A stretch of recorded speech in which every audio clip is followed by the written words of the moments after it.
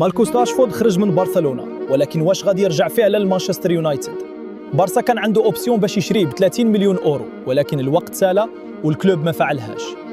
راشفورد كان باغي يبقى، وحتى كان واجد ينقص من السالاري ديالو، ولكن بارسا قرر يصرف الفلوس في بلاصة أخرى، خصوصاً من بعد ما جاب أنتوني غوردون من نيوكاسل. دابا اللاعب راجع لأولد ترافورد ومايكل كاريك ما سدش عليه الباب، ولكن يونايتد واضحين ما كاينش إعارة جديدة لبارسا. المثير هو أن العقد ديالو فيه كلوز ب 40 مليون باوندز مفتوحة لكل الأندية ما عدا مانشستر سيتي وليفربول، وأرسنال كيراقب الوضع حيث يقدر يجيبوا لاعب كبير بثمن معقول. راشفورد عنده جوج طرق: يرجع يفرض راسه في يونايتد ولا يبدأ تشالنج جديد مع أرسنال. توتنهام واجد يدير صفقة تاريخية ب 100 مليون باوندز. الاسم هو ساندرو تونالي، متوسط ميدان نيوكاسل، واللي ولا مطلوب من كبار انجلترا. توتنهام داخل بقوة ولكن ماشي بوحده، أرسنال ومانشستر سيتي حتى هما كيتابعوا اللاعب، بينما مانشستر يونايتد خرج من السباق بسبب الجانب المالي. نيوكاسل ما باغيش يبيع بالرخيص، والثمن اللي كيهضر عليه الإنجليز قريب ل 100 مليون جنيه استرليني، يعني تقريباً 118 مليون أورو. المدرب روبرتو دي زيربي باغي تونالي باش يتحكم في الرتم، يبني الوسط ويطلع توتنهام لمستوى جديد.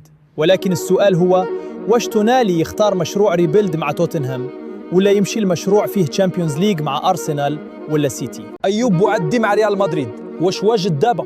اللاعب المغربي دار ماتش كبير ضد البرازيل في المونديال وبان هادئ بزاف في وسط الميدان رغم السن ديالو الصغير. بوعدي عنده تكنيك ماتوريتي وكيعرف يخرج بالكرة تحت الضغط، وهذا الشيء بالضبط علاش ريال مدريد كيتابعوا بحال هذا النوع ديال اللاعبين. ولكن خاصنا نكونوا واضحين، ريال مدريد ماشي بحال أي كلوب، الضغط كبير، المنافسة كبيرة، وأي لاعب صغير يقدر يضيع إلا ما خداش الوقت الكافي.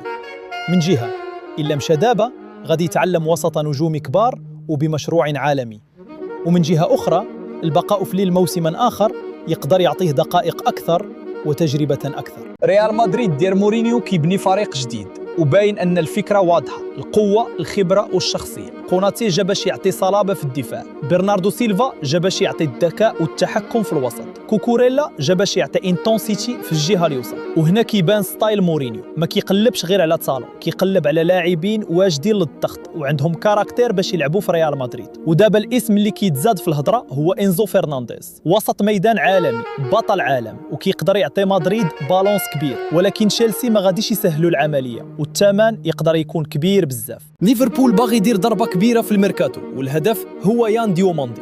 أول عرض كبير ترفض من RB لايبزيغ، ولكن ليفربول ما وقفش هنا. دابا كاين كلام على عرض جديد يقدر يوصل ل 115 مليون أورو.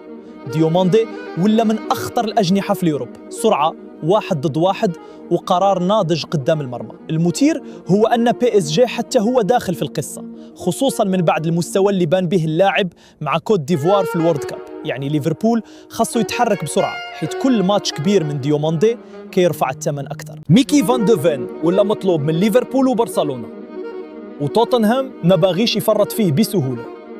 المدافع الهولندي عنده بروفيل نادر، يسري، سريع بزاف، قوي، وكيقدر يلعب في دفاع طالع.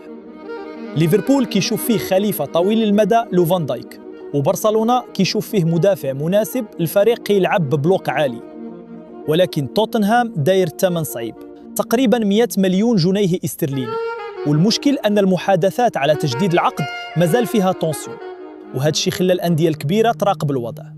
توتنهام من جهة باغي يحافظ على فان دو فين، ومن جهة أخرى يقدر يبيع كريستيان روميرو باش يمول مشروع جديد في الدفاع.